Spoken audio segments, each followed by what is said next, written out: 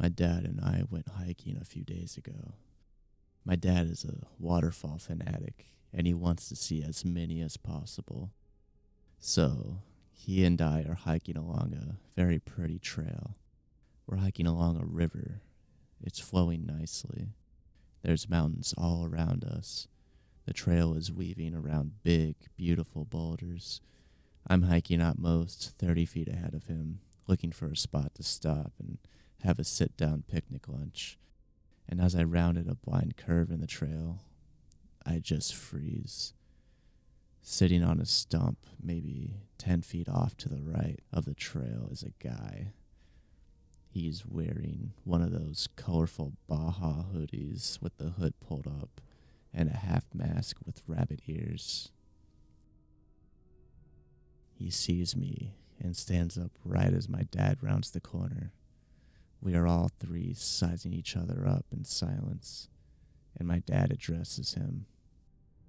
"What's up, buddy?" The masked man tips his head as if he was deciding what to do with us, and then says back, Not much. You aren't the guys I'm looking for. Have a good day. Then he turns and jogs off quickly into the woods. Strapped on his lower back was a large hunting knife, and he had a pistol on his hip. We lost sight of him pretty quickly. We hadn't seen a soul on the trail all day, and we had been hiking for almost 3 hours. Needless to say, we left the waterfall for another day and quickly turned around. Once we were off the trail, we reported it to the local Forest Service and the police, but they said they couldn't do much aside from keep an eye out for any suspicious activity. The masked guy didn't have a backpack or water or anything, which makes me think he had either stashed it somewhere or was maybe camping and waiting nearby. I hate to admit it, but I desperately wanted to go after the guy and ask who he was waiting for and why.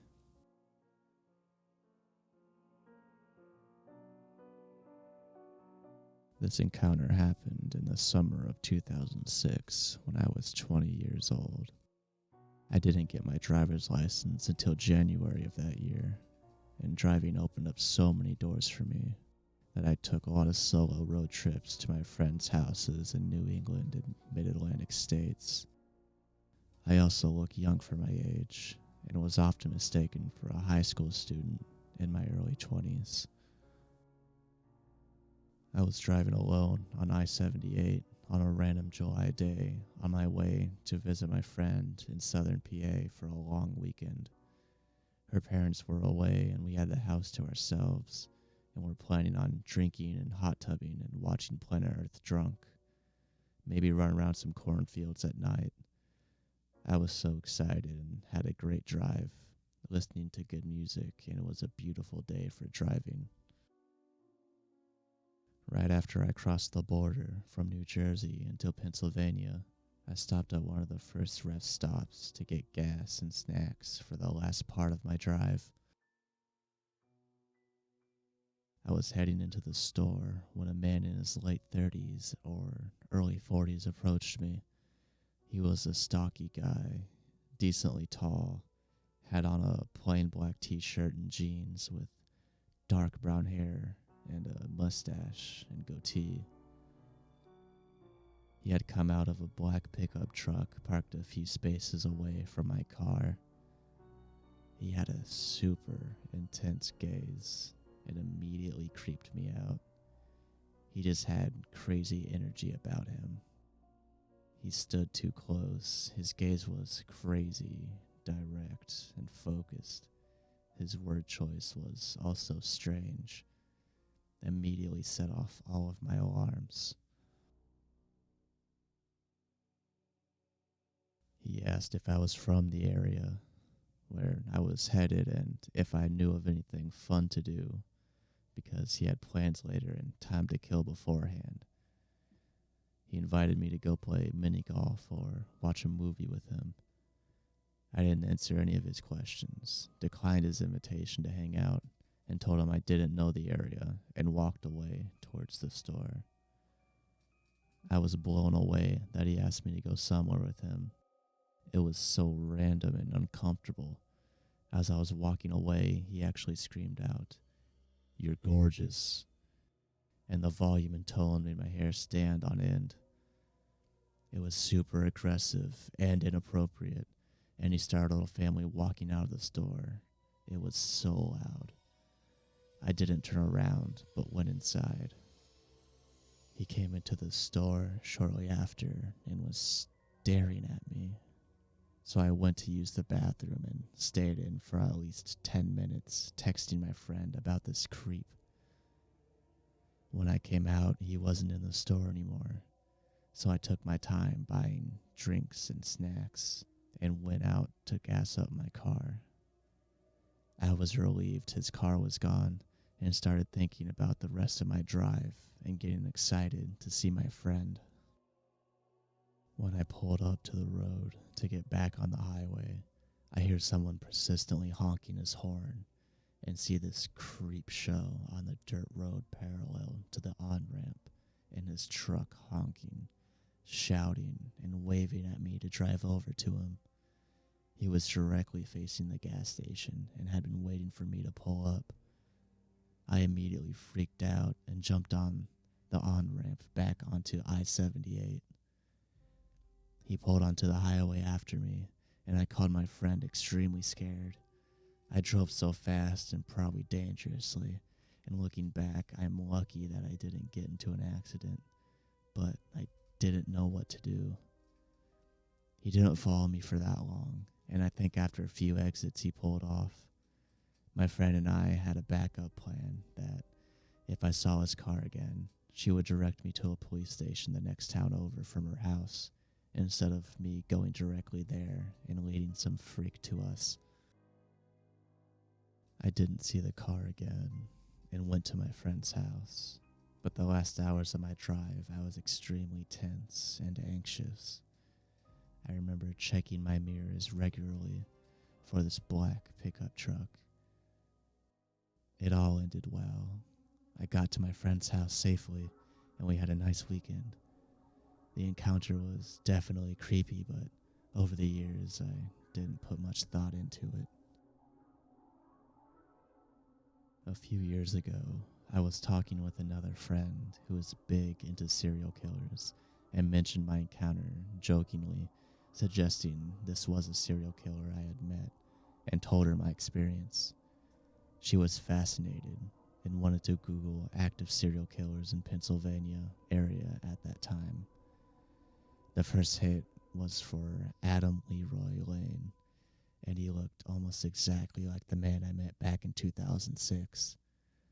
Obviously, it could be my mind filling in the blanks, but the basic characteristics and the time and area all match. In my memory, he was a bit slimmer than the pictures, and it was 2006, not 2007, when he was actually convicted of murdering women. Still, it's an odd coincidence, and one I've never forgotten.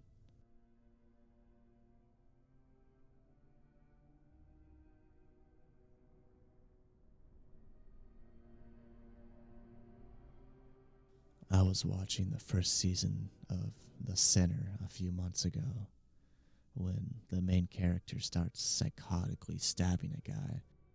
I got a very perturbed pit in my stomach.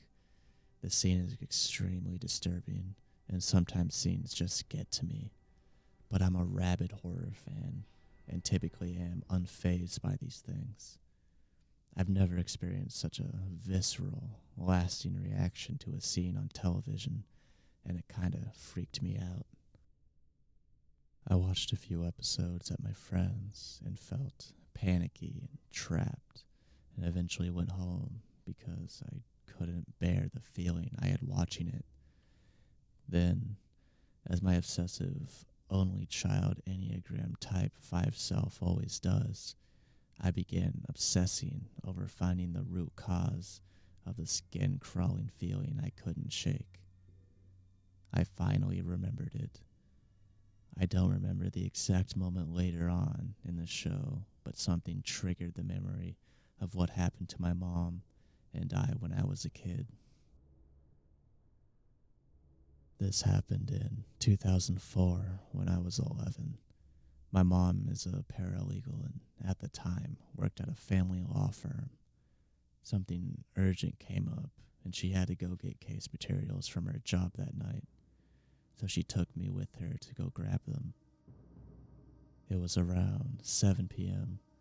I should mention I guess I lived in a fairly affluent, nice neighborhood where it was very safe and nothing bad really happened. I say this to give credit to my mom's insane sense of intuition that likely saved our life that night. After 5 to 10 minutes, she turned to me and was like, "Okay, I have no idea what this guy is doing, so let's just grab the stuff and leave." I didn't know this at the time because I was, at this point, mildly oblivious, but he got out of the car and followed us. My mom told me to hurry up because it was freezing, and we jogged to the door. Her building required a card to buzz you inside, so once we got in, we figured we'd be fine. The parking lot we were in is giant, and random people hang out there all the time, and he came from seemingly nowhere, so the chances of him also having a card to buzz in were not very high. This was also something I wasn't really aware of or paying attention to at the time, but a few moments after we buzzed in, he came in right behind us. I asked my mom about this, and she said a few things ran through her mind. He could have been a total psycho who stole someone's card, which was the least likely, as it was too fucking random. So he was either an employee or a client. They held late night mediation sessions inside the building, so it was typical to give clients a temporary pass for convenience. I'm going to assume this practice changed after this event. My mom, knowing the ID card system, actually wondered if she was overthinking it at this point. But she just had that gut feeling and stuck to it, and truly taught me from the get-go to fuck politeness. I hadn't seen him follow us in, and my mom honestly played it so cool that I didn't even put two and two together and just thought it was another random employee. But I remember just having a weird gut feeling that I just couldn't put my finger on, and mercifully, I just shut up and followed my mom's lead. Before he came in, my mom was frantically pressing the elevator button just in case he somehow got in, but it hadn't come yet. So he came in and waited for the elevator for us. My mom was polite and said hi, and then when it came, he got in and held the door open for us, waiting. My mom really fucking killed it, thinking on her feet and pretended to get a call and kind of shooed me to the side and told him, "Oh, I have to take this, so we'll just wait for the next one. Thank you," and ushered us away. I followed without protest, even though I saw that no one had called her. After getting the weird feeling and seeing her fake call, I knew something was up. That, and he was extremely creepy, standing there, holding open the elevator. The second it took off, she immediately pressed the button so the next one would come down and grabbed me and said quietly, "That was the man who was waiting behind us in the car in the parking lot. He got out of his car and followed us inside. I was not letting us get in an elevator with him. When the elevator comes, we're going to run to my office and wait a few minutes, then take the stairwell out." At this point, I'm freaking the fuck out, but stayed calm and quiet and followed her lead. She saw that his elevator went to the 3rd floor. She was on the 2nd floor, so we wouldn't run into him. Even if he somehow discovered we went to the second floor on a different elevator, her office was right next to it, and he wouldn't have ever caught up to us. We ran into her office and locked the door and waited about 5 to 10 minutes while she held her ear up to the door to make sure she didn't hear anything. As I'm writing this, I'm almost laughing like a lunatic because at this point we sound like paranoid freaks, as really nothing had happened. But I'm so glad we watch way too many horror movies. We then unlocked the door and quickly looked out, then ran to the stairwell and ran the fuck out of her office, got in the car, and drove home. That was the end of the story for me at the time. I asked my mom when I was a teenager if she remembered that weird time at her office when we hid in her office and ran away from a guy in the elevator, and her face turned white. And she told me what transpired while we were waiting in her office and ran out the soundproofed stairwell. The man in the elevator was there for a custody mediation session with his estranged ex-wife. He was against the divorce and was desperately trying to stop his wife from divorcing him. The custody session took place before my mom and I got there. He had refused to sign papers that would have awarded him less than 50% of their children living with them. He apparently got so angry that he stormed up and walked out halfway through the session. His wife decided to remain in the office for about 25 minutes after he left because she was freaked out. During this time, he went back to his car and sat inside it and sobbed. This was when my mom and I had pulled into the office building. He eventually grabbed a pair of kitchen scissors he had in his glove box and got out and went back to the building, which is when he followed my mom and I inside. I'm not sure if us getting out of the car kind of snapped him out of it and gave him the push, if you will, to go back inside. He came back inside at the same time as us and got in the elevator, which he invited us inside with him. Based on the evidence from the trial involving a gray sweatshirt, prosecutors put together that he went to the third floor and lurked around, waiting for his wife. He got back in the elevator and waited until his wife went to leave and get in the elevator. He proceeded to ambush her and stabbed her 106 times with a pair of scissors in his pocket. He murdered his wife in the most gruesome fashion. I will never forget the slightly too wide, toothy smile that didn't seem to reach his eyes while he stood 5 feet away from my mom and I, holding open the elevator.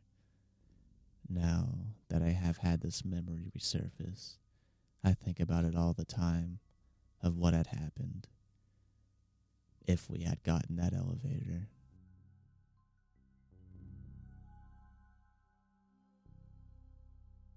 This happened way back in October of 2006. At that time, I was just a 19-year-old kid, always on the lookout for adventure.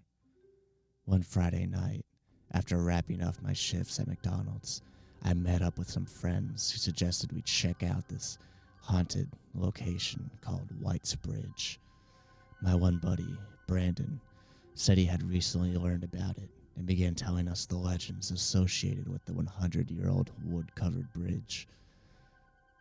Never one to turn down a spooky experience, we all piled into my green Ford Taurus and headed out on our journey. Brandon gave directions, guiding me off the main road, and within minutes, we were on the dirt back roads, surrounded by woods and cornfields. Our only point of reference was a blinking cell tower off in the distance. We could tell we were getting further from the city as our cell phones began slowly losing service.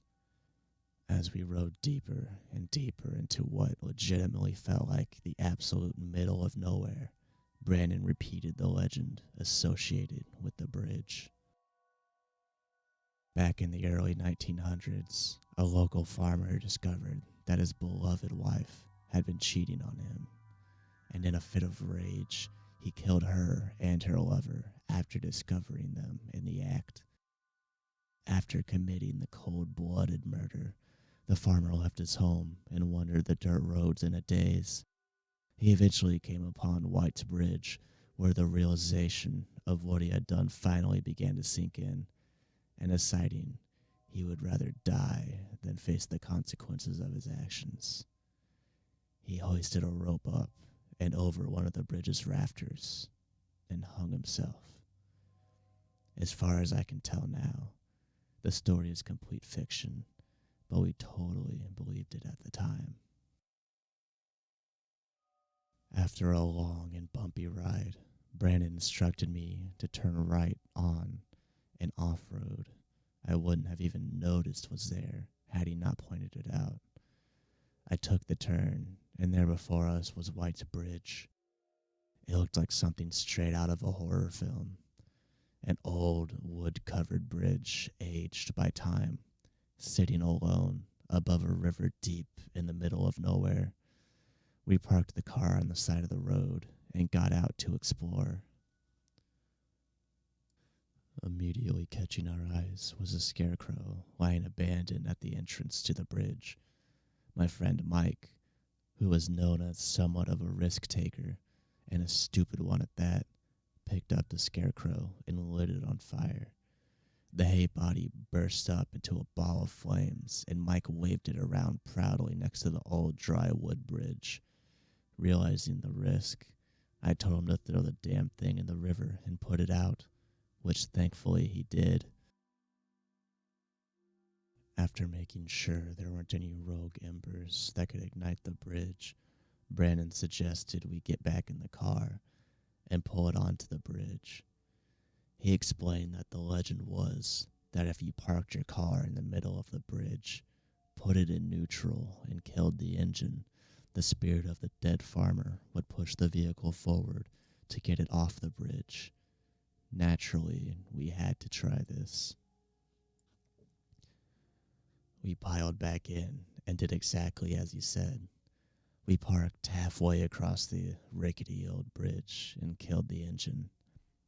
We sat in the pitch black, saying nothing, waiting for something, anything to happen. The only sounds were the creaking of the bridge, the river flowing beneath us, and footsteps. Suddenly, the back driver's side door opens and a woman abruptly enters the back seat, cramming in next to my two friends back there. She looked to be in her late 20s, early 30s, long, straight black hair, slim, and wearing a plaid shirt and blue jeans. It's been a while, but this is essentially how I remember the conversation going. "I saw your fire signal for me," she said.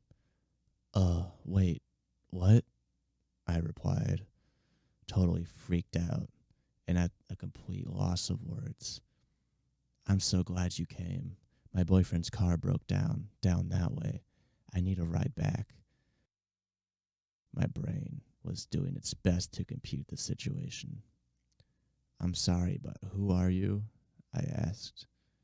"What are you doing out here?" "I told you," she responded curtly. "My boyfriend's car broke down over there. Can you please just give me a ride so I don't have to walk all the way back?" She was pointing ahead towards a narrow road that forked off to the right on the other side of the bridge. My friend Mike, the scarecrow burner, and the gentleman added, "I mean, if you need a place to stay, you're more than welcome to crash at my place. I got plenty to drink and—" I interrupted him. "No, lady, listen. I'm sorry, I don't know who you are. You just got in my car and this is all really weird. You could be an axe murderer for all I know. I'm sorry, you have to get out. She glared at me in the rearview mirror. If looks could kill, I would have been done for. But you signaled for me, she responded in an irritated tone. We weren't signaling for you. Get out. She let out an angry sigh and got out, walking back in the direction from which she came and disappearing into the night. I started the engine right up and looked at my friends. They all had looks of disbelief on their face. Without saying a word, I put the car in drive and slowly rolled forward and off the bridge. We needed to turn around and go back across the bridge to get back to where we had came from. And the only way to do that was to pull onto the side road that the woman said her boyfriend's car had broken down on, and then reverse. As I pulled onto the side road, my headlights illuminated the 3 posted signs that I hadn't been able to see from the bridge. No trespassing, private property, and do not enter. Looking up the road, there was no sign of the woman. Wherever she went, it didn't appear she went that way. I didn't want to stick around though, so I backed up and crossed the bridge again, and from there began the journey home. We didn't have much to say on the ride home. I think we were all equally stunned, except for Mike, who asked if he knew anyone that would be awake at this hour that he could score some weed from. I visited White's Bridge a couple other times after that, but nothing of note happened at my subsequent visits. Sadly, some delinquents burned down the old White's Bridge some years ago. It was rebuilt, but from what I hear, it's not the same as the original. I don't have any plans to go and check it out.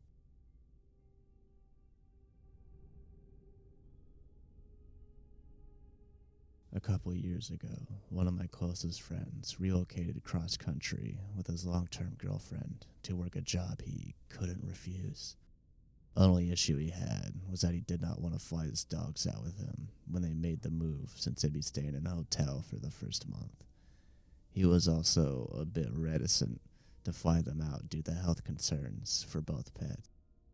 By the time he located a home to rent, he was missing his furry buddies and made a request of his sister, another close friend, and myself to drive them to him in LA.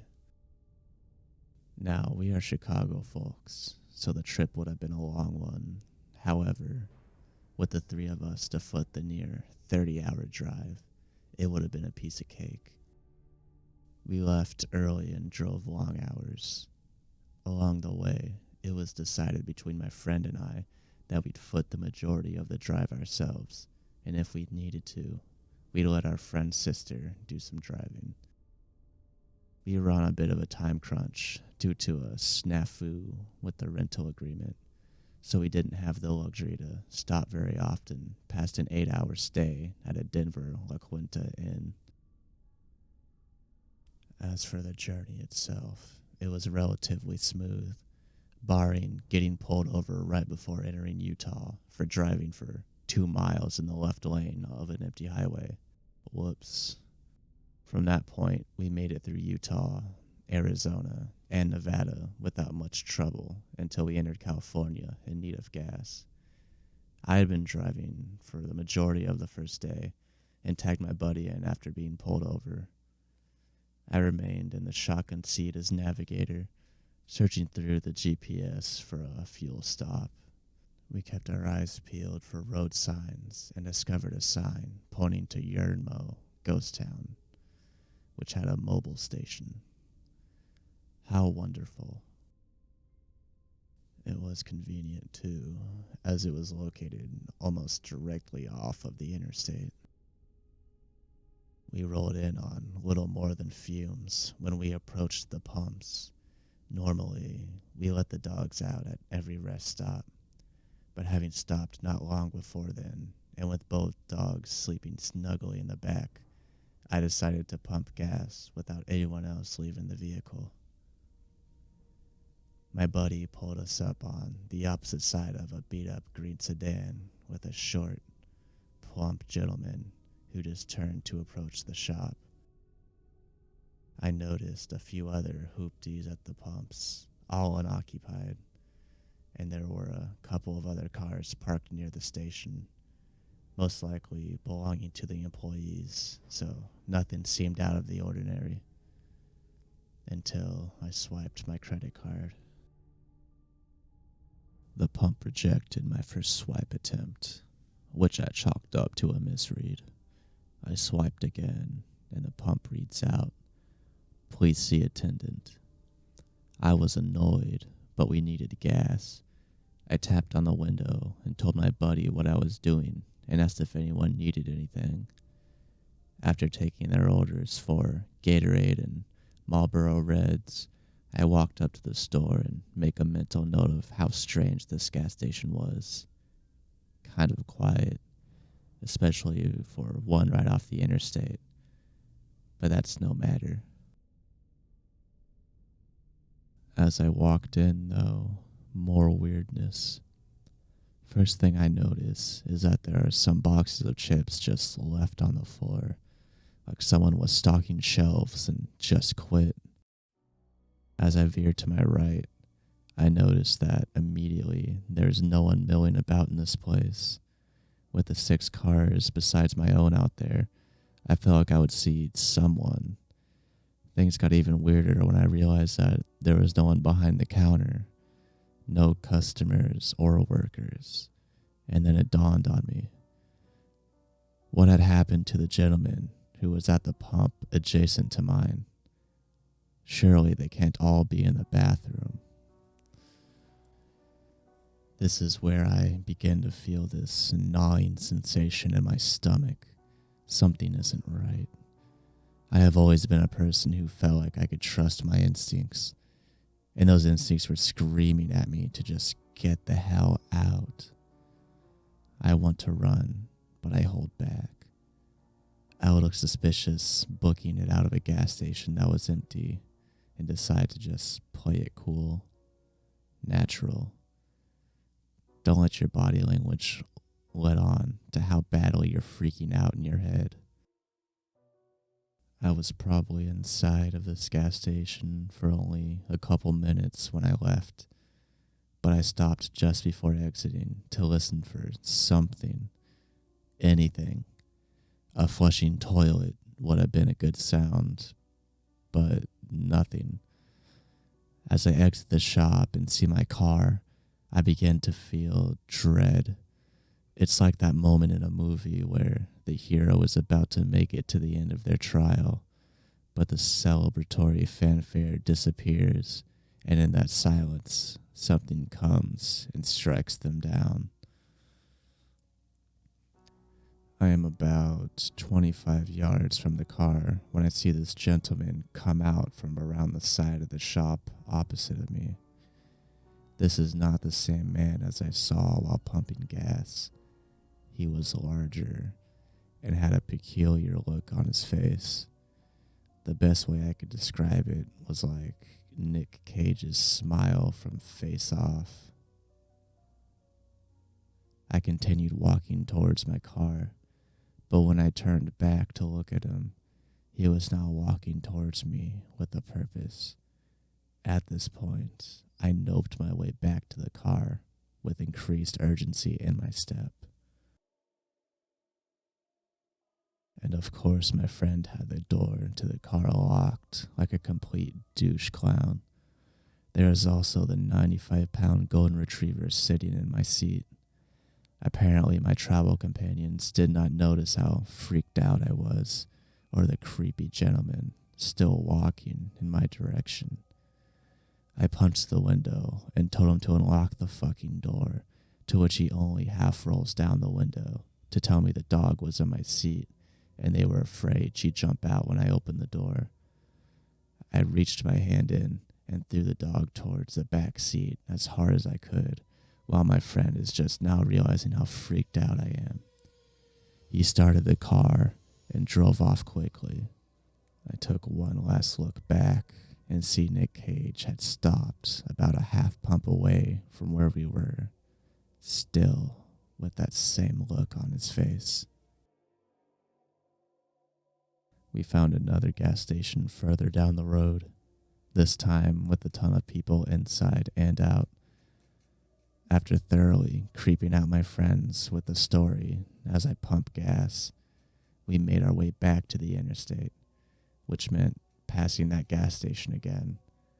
It's been about 15 minutes since we pulled out initially, and we go silent as we notice that those very same cars are still sitting in the same spots where we had left them.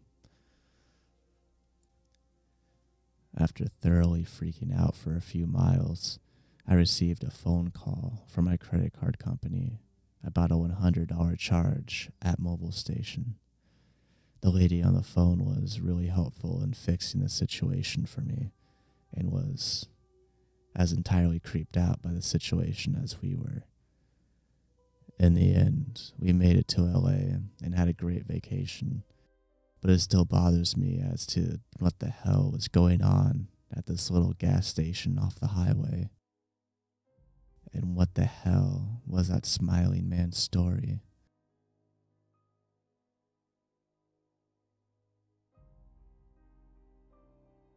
Hey there. Thank you all for watching. If you made it this far, be sure to let me know which story was your favorite. Also, thank you for nearly 100 views on my first video. I can't thank you enough. I apologize for how long it's taken for me to upload this video, but I'm hoping to get more narrations out more frequently. Again, thank you and have a wonderful day.